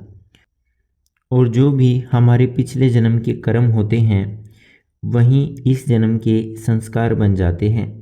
जैसे हमारे इस जन्म के कर्म अगले जन्म के संस्कार बन जाएंगे। हम जो कुछ भी करते हैं उसकी छाप हमारी चेतना पर प्रतिपल पड़ती जाती है। इसे इस तरह कहें तो ज़्यादा सही होगा कि मनुष्य की चेतना का न तो कभी जन्म होता है, न ही इसकी कभी मृत्यु होती है। न यह बनती है, न यह मिटती है। जन्मों जन्मों से यह यहीं थी और अनंत काल तक यह यहीं रहेगी। सिर्फ मनुष्य का शरीर बनता और मिटता है। ग्रंथों में चेतना को किसी राहगीर की तरह दिखाया गया है जो कुछ दिन किसी किराए के घर में रुकता है और फिर उसे छोड़कर चल देता है। तो यदि कोई इंसान अपने पिछले जन्म में श्रद्धा और विश्वास के साथ सभी की भलाई और सबके कल्याण के लिए काम करता है तो उसका अगला जन्म एक अमीर व्यक्ति के रूप में होता है। वहीं यदि कोई व्यक्ति इसके विपरीत काम करता है तो उसके पापों का भुगतान उसे एक गरीब और दीनहीन मनुष्य के रूप में जन्म लेकर करना पड़ता है। लेकिन यदि कोई गरीब मनुष्य भी यदि अपने इस जन्म के कर्मों को सुधार ले एवं श्रद्धा और विश्वास को धारण कर ले तो उसका भी अगला जन्म एक धनवान व्यक्ति के रूप में हो सकता है। कोई भी इंसान सिर्फ इसलिए गरीब नहीं होता कि उसके पास पैसे की कमी होती है, बल्कि वह इसलिए भी गरीब होता है क्योंकि उसकी सोच भी गरीब होती है। और कोई भी इंसान सिर्फ अपनी सोच से ही अमीर और गरीब बनता है। यदि कोई गरीब इंसान अपने सोचने के तरीके को ज़रा सा बदल ले तो वह भी एक अमीर इंसान बन सकता है। एक बार एक शहर में एक गरीब आदमी रहता था। एक दिन अपने फटे पुराने हाल में वह सड़क के रास्ते से कहीं जा रहा था। तभी एक अमीर आदमी की नज़र उस पर पड़ी। उस अमीर आदमी ने उसका हाल देखकर उससे कहा, भाई तुम कई दिनों से भूखे नज़र आते हो, चलो मैं तुम्हें कहीं खाना खिला दूँ। उस आदमी ने उसे खाना खिला दिया। फिर वह गरीब आदमी उसे धन्यवाद देकर वहाँ से जाने लगा। तभी अचानक उस अमीर आदमी ने उसे रोककर उससे कहा कि तुम मेरी ये भाग्यशाली अंगूठी ले जाओ और इसे जाकर अपनी किसी संदूक में रख देना और उसके बाद उसे खोलना मत। यह अंगूठी तुम्हें एक अमीर इंसान बना देगी, लेकिन जब तुम एक अमीर इंसान बन जाओ तो इस अंगूठी को अपने हाथ की अंगुली में पहन लेना।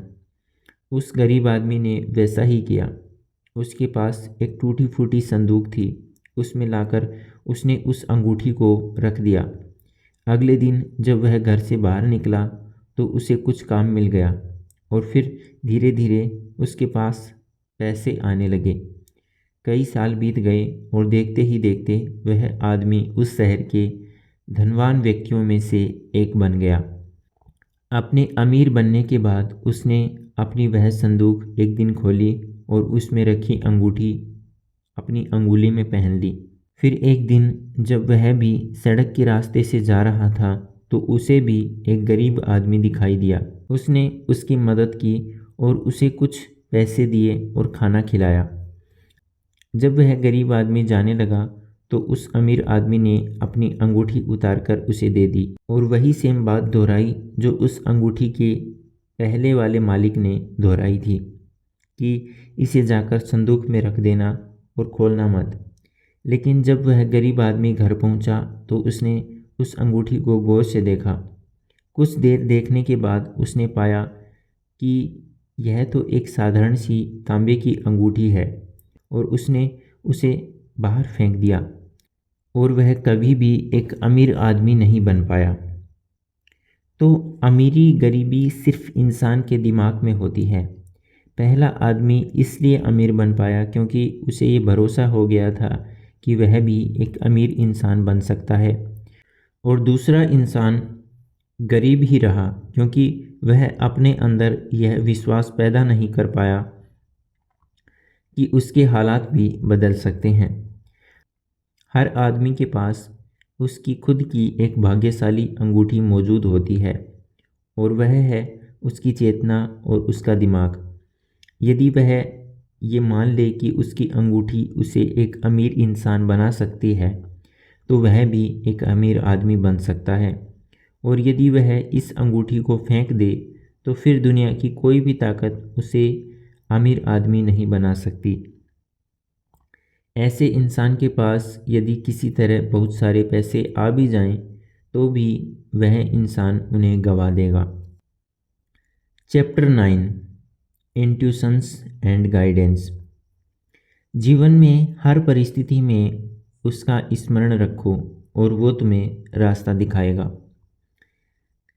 यदि कोई इंसान अपनी इनर कॉलिंग की आवाज़ सुनना जानता है और उसे अपने शब्दों पर पूरा भरोसा है तो फिर दुनिया में कोई ऐसी चीज़ नहीं है जिसे वह प्राप्त न कर सके। जब भी इंसान पूरे विश्वास के साथ अपने शब्दों के जरिए किसी चीज़ को पाने का आह्वान करता है तो उसके शब्द सीधे ब्रह्मांड की तमाम शक्तियों को एक्टिवेट कर देते हैं, और इन शक्तियों का उपयोग करके कोई भी इंसान अपने हालात को पूरी तरह बदल सकता है, फिर चाहे वह आर्थिक हालात हों या शारीरिक। लोग अक्सर मुझसे पूछते हैं कि क्या सच में शब्दों में इतनी ताकत होती है कि उनकी मदद से हमारे सारे सपने हकीकत बन सकते हैं। इस पर मेरा हर बार एक ही जवाब होता है कि तुम एक बार इस शक्ति को आजमा कर देखो। तुम अपने शब्दों के जरिए वह चीज़ मांगो जो तुम पाना चाहते हो और उसके बाद बस प्रतीक्षा करो जब तक कि तुम्हें कोई रास्ता न नज़र आए, और यदि फिर भी तुम्हें किसी तरह का मार्गदर्शन न प्राप्त हो तो उस अनंत शक्ति से प्रार्थना करो कि हे प्रभु, मुझे रास्ता दिखाओ और मुझे बताओ कि मुझे क्या करना है, और तुम पाओगे तुम्हारे खुद के अंदर से ही तुम्हें ऐसा महसूस होगा जैसे किसी ने तुम्हारे कान में आकर तुम्हें कोई राज बता दिया हो। आपने अक्सर महसूस किया होगा कि बहुत बार जब हमारे जीवन में कुछ अच्छा होने वाला होता है तब हमें इसके संकेत पहले से ही मिलने शुरू हो जाते हैं। जैसे पेट में कुछ अजीब सी हलचल होना शुरू हो जाती है, बिना किसी वजह के मन में एक खुशी की लहर दौड़ जाना। दरअसल हर सुखद घटना से पहले इस ब्रह्मांड की अनंत शक्ति उसकी खबर हम तक पहुंचा देती है, लेकिन हम उसे समझ नहीं पाते। हमारे जीवन की प्रत्येक घटना का हमारे शरीर पर किसी न किसी रूप में प्रभाव जरूर पड़ता है। इसलिए आप देखते हैं कि यदि हमारे बाहर की वस्तुएं यदि अस्त व्यस्त होती हैं तो सेम ऐसी ही अव्यवस्था हमारे शरीर के अंदर भी हो जाती है और इंसान की किसी न किसी बीमारी का लिंक निश्चित रूप से उसके जीवन से जुड़ी हुई चीज़ों के साथ ज़रूर होता है। यदि कोई मनुष्य दूसरों की निंदा करता है तो वह जानबूझकर अपने लिए दुख और तमाम तरह की तकलीफ़ों को अपनी ओर आकर्षित करता है। हर सुबह सबसे पहले उठते ही इस प्रार्थना को दोहराएं कि जो योजना मेरे लिए सही नहीं है वह अपने आप नष्ट हो जाएगी।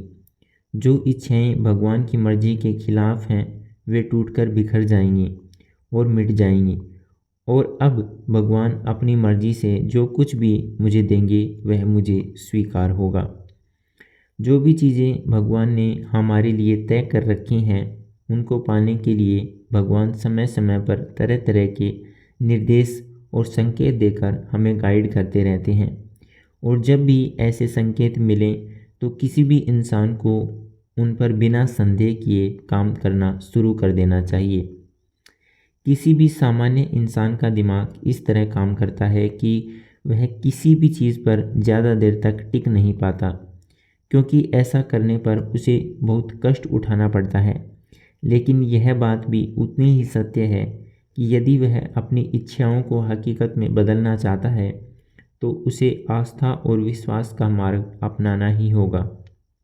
जैसे ही वह आस्था और विश्वास साध लेता है वैसे ही उसे एहसास होने लगता है कि ब्रह्मांड की अदृश्य शक्तियाँ उसे हर कदम पर निर्देश दे रही हैं और जो रास्ता कभी एकदम अस्पष्ट था अब वह एकदम स्पष्ट हो चुका है। इस दुनिया के जितने भी महान लोग हुए हैं जिन्होंने इस दुनिया को कोई नई चीज़ दी है जैसे Newton, Einstein, Nikola Tesla, Edison और भी तमाम लोग, जब ये लोग बार बार अपने प्रयोगों में असफल होते थे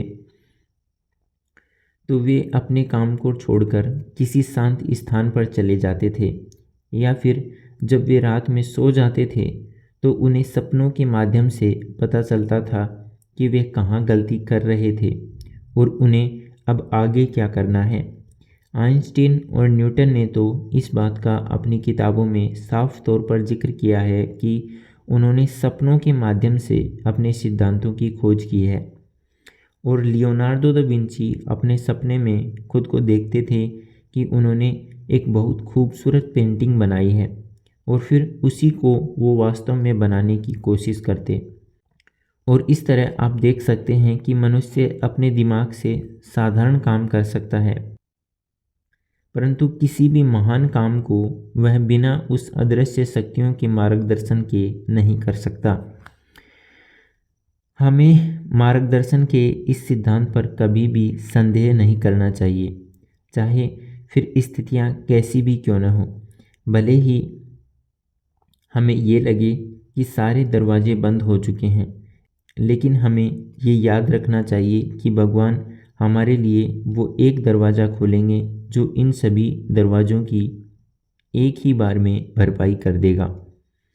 गाइडेंस का यह सिद्धांत कहता है कि यदि तुम्हारे मन में संदेह, डर, लालच और ईर्ष्या की भावना है तो तुम चाहे तमाम कोशिश कर लो, तुम्हें कुछ भी हासिल नहीं होगा। और यदि तुमने इन सब भावनाओं को छोड़कर आस्था और विश्वास को साध लिया तो तुम्हें इतना मिलेगा कि तुम्हारा बड़े से बड़ा कमरा भी उसके लिए छोटा पड़ जाएगा। Chapter 10 perfect self expression of the divine design and divine selection.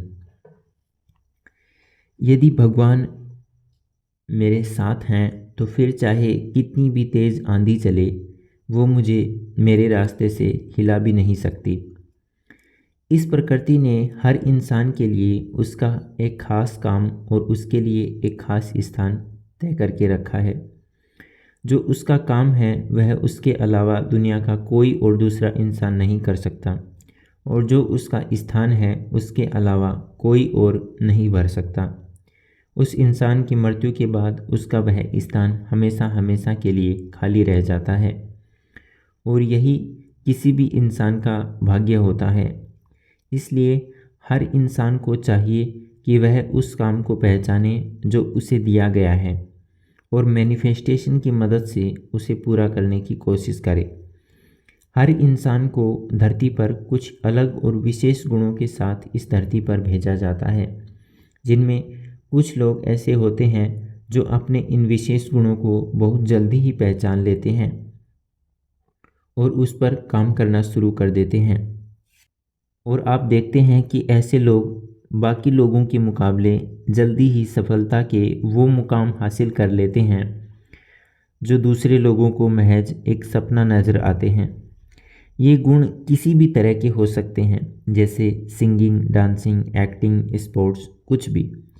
वे लोग बाकियों से जल्दी कामयाबी इसलिए हासिल कर पाते हैं क्योंकि वे अपने अंदर के डिवाइन डिज़ाइन को पहचान लेते हैं और बहुत ही कम उम्र से वे उस पर काम करना शुरू कर देते हैं। यदि बाकी लोग भी अपने अंदर के डिवाइन डिज़ाइन को पहचान लें तो वो भी सफलता के वैसे ही आयाम हासिल कर सकते हैं।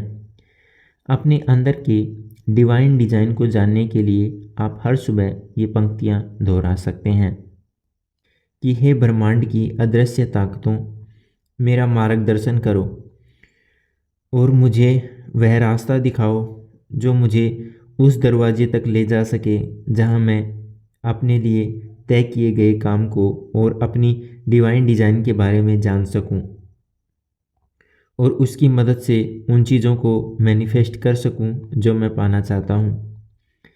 इस दुनिया का कोई भी मनुष्य अपनी नियति के विपरीत काम करके कभी भी खुश नहीं रह सकता, और जो इंसान अपने डिवाइन सिलेक्शन के अनुसार काम करता है उसे दुनिया की कोई ताकत दुखी नहीं कर सकती।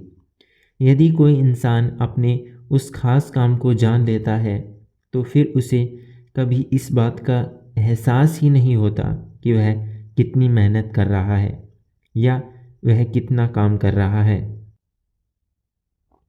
बिल्कुल बच्चों के खेल की तरह उसे अपना काम एक खेल की तरह महसूस होगा। किसी भी माता पिता को अपने बच्चों को उन करियर्स और प्रोफेशंस के लिए फोर्स नहीं करना चाहिए जो ट्रेंड में हो, बल्कि ये प्रयास करना चाहिए कि उनका बच्चा अपने लिए सही काम कैसे चुन सकता है। यदि प्रॉपर गाइडेंस के साथ माता पिता बचपन से ही बच्चे की ये जानने में मदद करें कि उसका डिवाइन सिलेक्शन क्या है, तो बच्चा अपना पूरा जीवन बिना किसी संघर्ष के जी सकता है।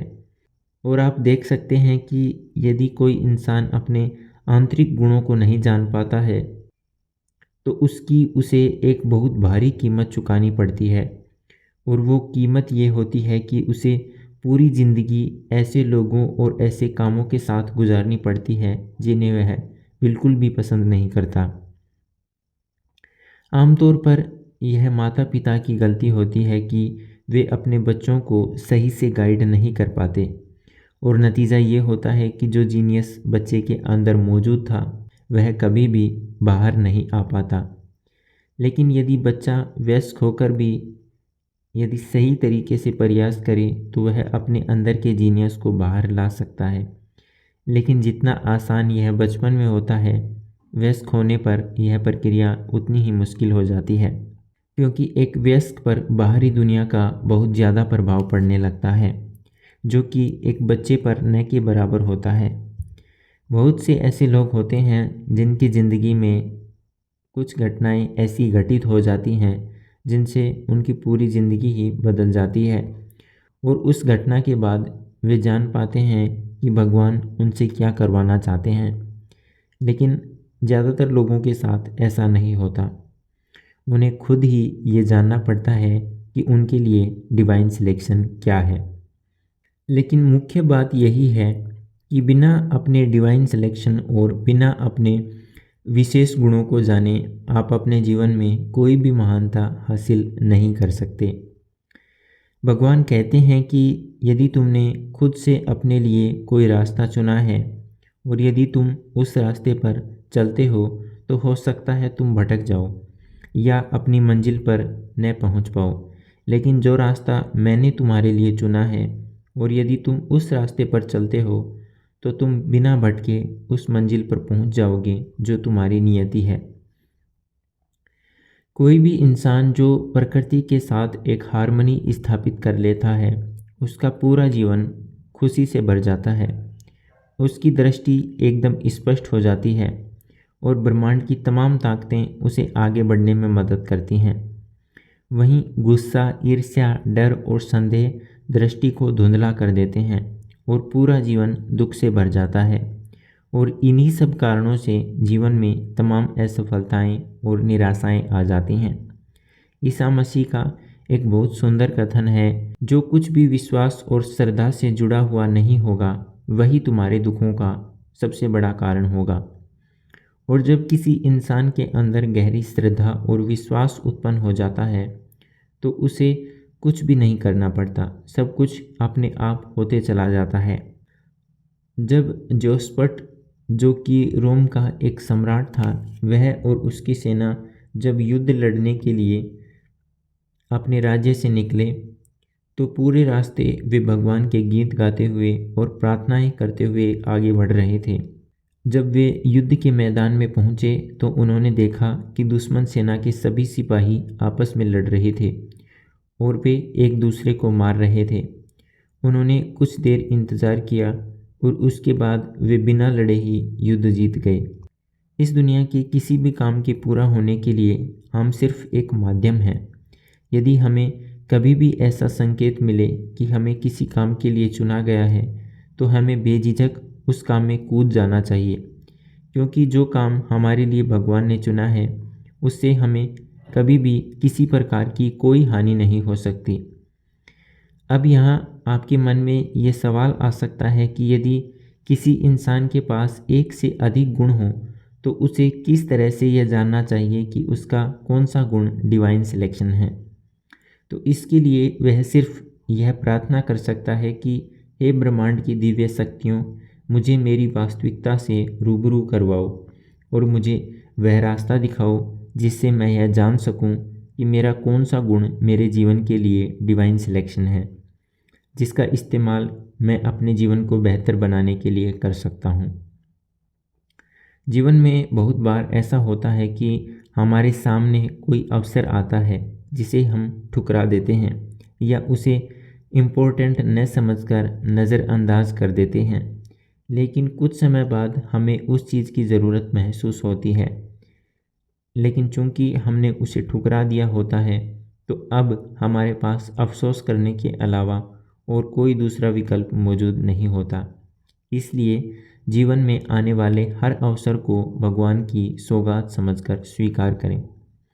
स्टीव जॉब्स ने एप्पल कंपनी बनाने से पहले कई सालों तक यूं ही बस शौक के लिए अलग अलग तरीके से कैलीग्राफी करना सीखा, जिसके बारे में वे अक्सर सोचते थे कि क्या मैं इसका इस्तेमाल अपनी ज़िंदगी में कहीं कर पाऊंगा।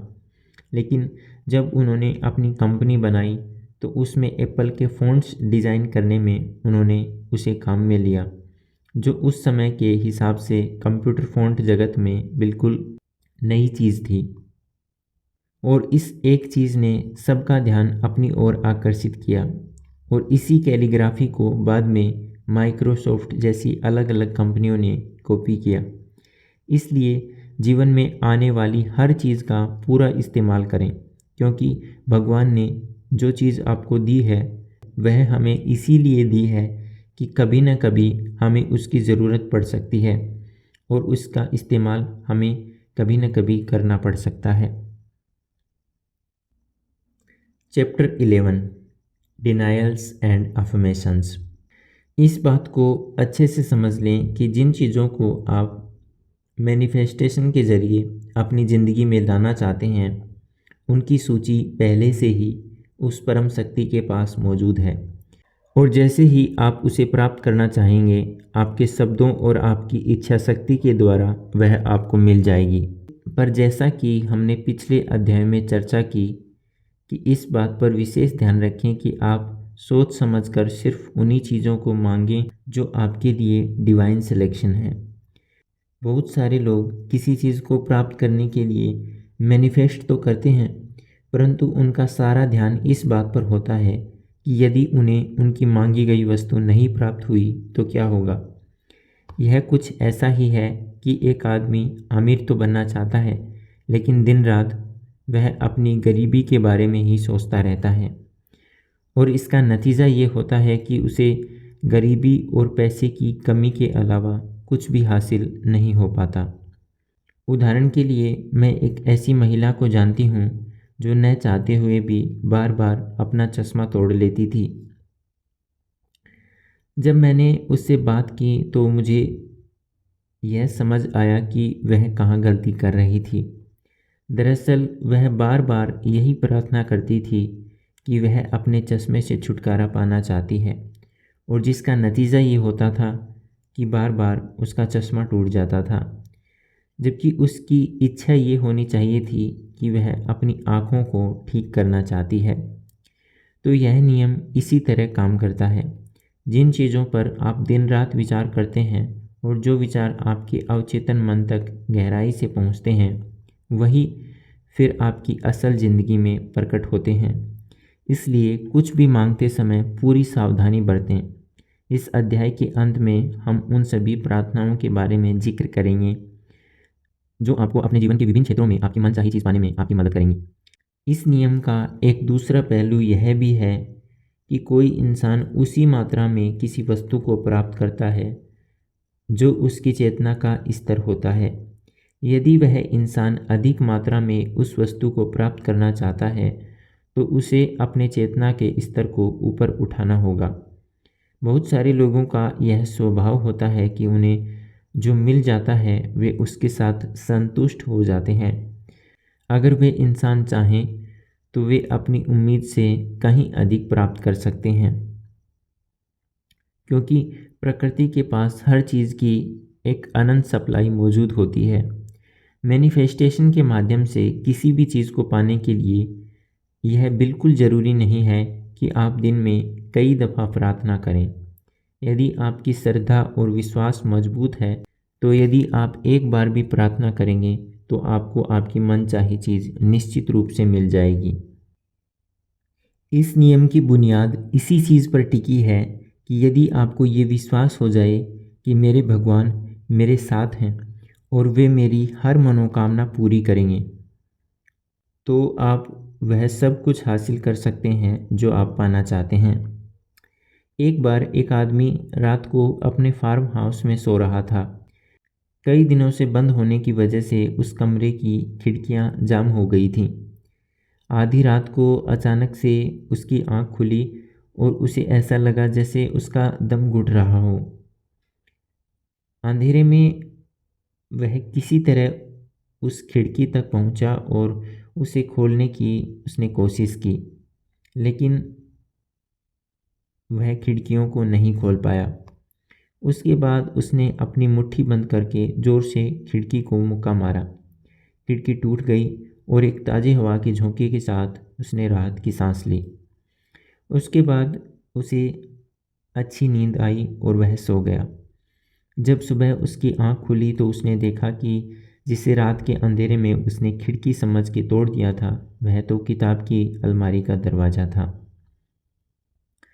हम जैसा संकेत हमारे दिमाग को देते हैं, यह हमारी सारी परिस्थितियों को उसी के अनुरूप ढाल देता है। जैसे उस आदमी को बंद कमरे में भी सिर्फ उसके विश्वास से ही ऑक्सीजन की सप्लाई मिल गई। एक बार मेरे एक स्टूडेंट ने मुझे उसके द्वारा लिखी गई एक प्रार्थना के बारे में बताया, जिसकी मदद से वह अपनी हर मनचाही चीज़ हासिल कर लेता था।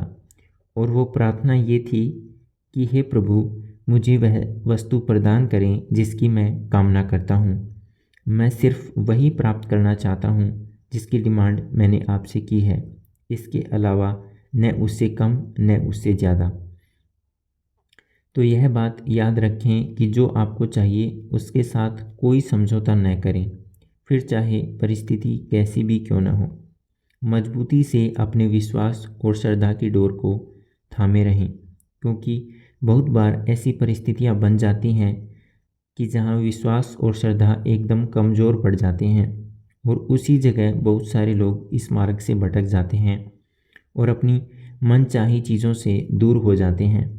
लेकिन वही इंसान अपनी मनचाही चीज़ों को मैनिफेस्ट कर पाता है जो अंत तक टिका रहता है और इंतज़ार करता है।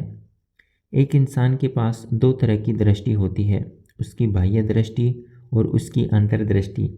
बाह्य दृष्टि से वही नज़र आता है जो आँखों के सामने होता है, लेकिन अंतर्दृष्टि से वो चीज़ें नज़र आती हैं जो आँखों से कभी भी नहीं देखी जा सकती। बाह्य दृष्टि को हमारा तार्किक दिमाग नियंत्रित करता है, वहीं हमारी अंतर्दृष्टि सीधे हमारी दिव्य चेतना द्वारा नियंत्रित होती है, जिसका संबंध सीधे तौर पर भगवान से होता है।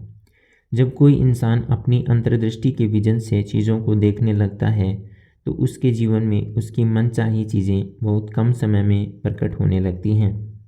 भगवान ने हर इंसान को एक ऐसी शक्ति दी है जिसके द्वारा वह स्वर्ग को भी पृथ्वी पर ला सकता है, और वो है उसके सोचने का सही तरीका। तो अब हम उन सभी प्रार्थनाओं के बारे में बात करते हैं जो मैनिफेस्टेशन की इस जर्नी में आपकी मनचाही चीज़ें पाने में आपकी मदद करेंगी। Prayer number 1, the prosperity prayer. हे प्रभु, मैं जानता हूँ कि आपके पास धन की एक अनंत सप्लाई मौजूद है। मैं यह भी जानता हूँ कि आपने मुझे देने के लिए एक निश्चित हिस्सा पहले से ही तय कर रखा है। अब मेरी इच्छा है कि आप मेरा वही हिस्सा मुझे देने की कृपा करें। Prayer number 2, prayer for the right condition. मैं जानता हूँ कि मेरे प्रभु मेरी परीक्षा ले रहे हैं, परंतु जल्द ही वे सब ठीक कर देंगे और फिर मेरी भी ज़िंदगी खुशियों से भर जाएगी। Second prayer for conditions. भगवान, मुझे शांति दो ताकि जिन चीज़ों को मैं बदल नहीं सकता आपकी सौगात समझकर स्वीकार करूं, और जिन चीज़ों को मैं बदल सकता हूं उनके लिए मुझे इतनी हिम्मत और हौसला दो कि मैं उन्हें बदल दूं। Number 3, prayer for health. हे प्रभु, मेरी शरीर के हर कोशिका और मेरी चेतना को अपनी परम ज्योति से पुनर्जीवित करने की अनुकंपा करें। Prayer number 4, prayer for guidance. हे प्रभु, मैं जानता हूँ कि आपने हर मनुष्य के लिए एक मार्ग पहले से तय कर रखा है, इसलिए मेरी भी इच्छा है कि आप मेरा मार्गदर्शन करें और मुझे वो राह दिखाएं जिस पर मुझे चलना है। Number 5, prayer for casting the burden. हे प्रभु, मैं अपनी सभी समस्याओं का बोझ आप पर छोड़ रहा हूँ। इसे संभालें और मुझे हर समस्या से मुक्त करें। तो ये थे वे नियम जिनके साथ आप बड़ी ही आसानी से खेल सकते हैं द गेम ऑफ लाइफ।